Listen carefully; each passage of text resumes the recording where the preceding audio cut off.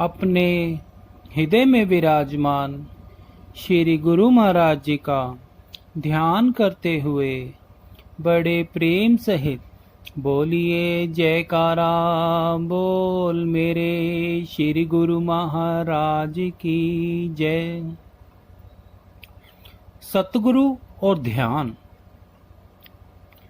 एक संत एक वृक्ष के नीचे ध्यान समाधि में बैठा करते थे। वो रोज एक लकड़हारे को लकड़ी काट कर ले जाते हुए देखते थे।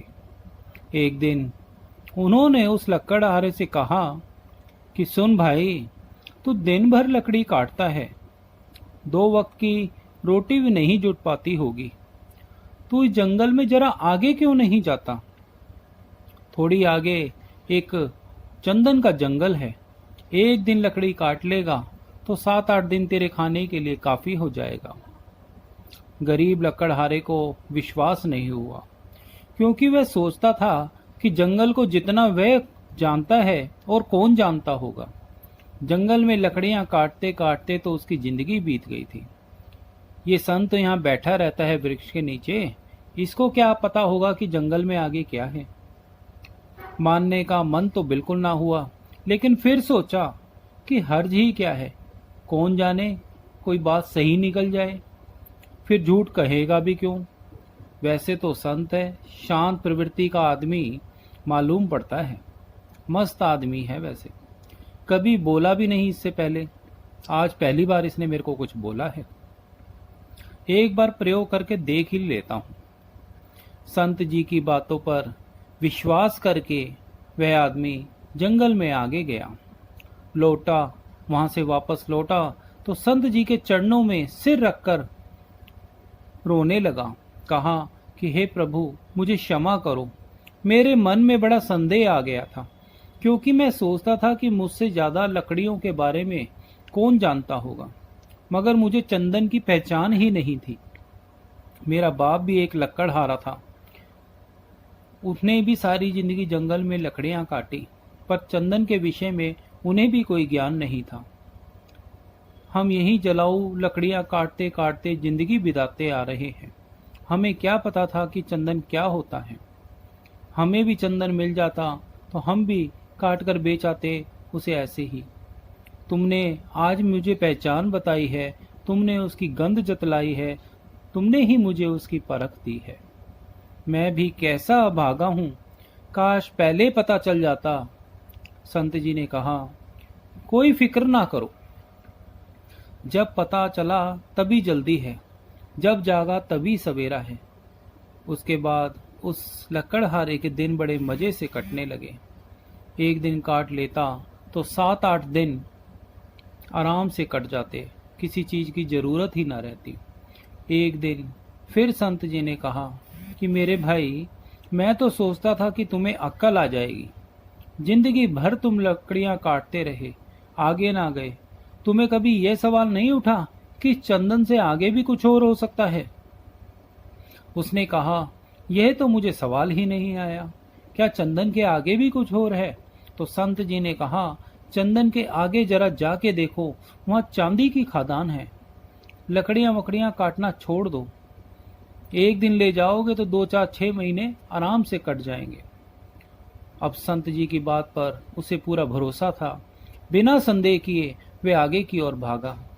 चांदी पर हाथ लग गए तो कहना ही क्या था, उसकी तो चांदी ही चांदी हो गई। 4-6 महीने आराम से कट जाते, एक दिन आता और फिर नदारद हो जाता। लेकिन आदमी का मन ऐसा मूढ़ है कि फिर भी उसे ये ख्याल नहीं आया कि इसके आगे भी कुछ हो सकता है। संत जी ने फिर एक दिन कहा कि तुम कभी जागोगे या नहीं जागोगे, कि मुझे ही तुम्हें बार बार जगाना पड़ेगा। तुम्हें पता है इससे आगे सोने की खदान है। तुम तो बिल्कुल मूर्ख हो, तुम्हें खुद अपनी तरफ से कोई सवाल ही तुम्हारे मन में नहीं उठता, कोई जिज्ञासा ही नहीं उठती कि मैं और आगे जाकर देखूं। अब 6 महीने मस्त पड़ा रहता, घर में कुछ काम भी नहीं है, फुर्सत है, जरा जंगल में आगे जाकर देखो कि इसके आगे जंगल में क्या है। उसने कहा कि मैं मंदभागी, मुझे ये ख्याल ही नहीं आया। मैं तो समझा चांदी मिल गई, बस मेरी बात बन गई, अब और इसमें क्या होगा। फिर और आगे हीरो की खादान है, और ऐसे ही संत जी ने उसे निरंतर ज्ञान दिया, उसके अंदर ज्ञान की प्रवृत्ति को जागृत किया। अब वो लकड़हारा हीरो की खादान तक पहुंच गया था। तो अब उसे लकड़हारे को बड़ी अक्कड़ आ गई थी, बड़ा धनी हो गया था, महल खड़े कर लिए थे। उसने कहा, संत जी अब छोड़ो, अब मुझे परेशान ना करो, अब हीरो के आगे क्या हो सकता है। तो संत जी ने कहा कि हीरो के आगे मैं हूं। तुझे ये कभी ख्याल नहीं आया कि ये जो आदमी यहाँ मस्त बैठा है जंगल में, जिसे हीरे की खान का भी पता है, सोने की खान का भी पता है, चांदी की खान का भी पता है, और वह इसमें से कुछ भी नहीं ले रहा, इसको जरूर इसके आगे भी कुछ मिल गया होगा, हीरो से आगे इसके पास कुछ होगा। तेरे मन में कभी ये सवाल नहीं उठा? उस आदमी की अंतरात्मा झंझोड़ उठी, वह रोने लगा, संत जी के चरणों में गिर गया, कहा कि मैं कैसा मूढ़ अज्ञानी हूँ, मुझे ये बिल्कुल भी ख्याल नहीं आया कि इसके आगे भी कुछ हो सकता है। तुम जब बताते हो तभी मुझे ज्ञान आता है, तभी मुझे कुछ ध्यान आता है। ये माया के चक्कर में मैं सब कुछ भूल जाता हूँ। ये ख्याल तो मेरे जन्मों जन्मों में भी नहीं आ सकता कि तुम्हारे पास भी इससे बड़ा कोई धन है। तब उसने संत जी से आग्रह किया, और संत जी ने उस पे कृपा कर उसे नामदान की दीक्षा प्रदान करी, उसको ध्यान करने का साधन बतलाया, और कहा कि अब तेरे पास खूब धन है, अब तेरे पास धन की कोई कमी नहीं है, तुझे धन की कोई जरूरत नहीं है। अब जरा अपने भीतर की खदान को खोद और इस नाम को जाप कर ध्यान प्रभु के चरणों में लगा, और उस सच्ची दौलत को कमा जो तेरे लिए तीनों लोकों में काम आएगी।